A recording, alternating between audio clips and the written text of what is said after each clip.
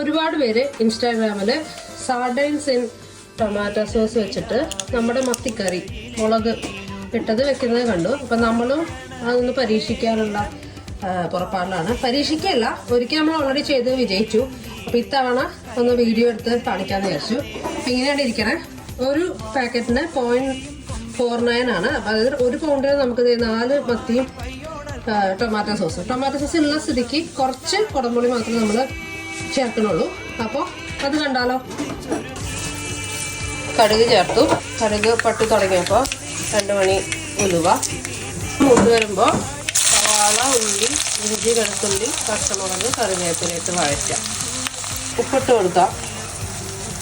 കുറച്ച് മല്ലിപ്പൊടി, കാശ്മീരി ചില്ലി, കുറച്ച് എരിവുള്ള മുളക് പൊടി, ഒരു നുള്ള് ഉലുവാപ്പൊടി, നേരത്തെ നമ്മൾ തയ്യാറാക്കി വെച്ച കുടംപുളി ചൂടുവെള്ളത്തിൽ ഒഴിക്കുക. കുറച്ചുകൂടെ ചൂടുവെള്ളം ഒഴിക്കുന്നുണ്ട്. കറി തിളച്ച് കഴിഞ്ഞാൽ ഉപ്പ് വേണമെങ്കിൽ ചേർത്തിട്ട് അതിനുശേഷം മത്തി ഓരോന്നായി പൊട്ടാതെ കറിയിലോട്ട് ഇടുക.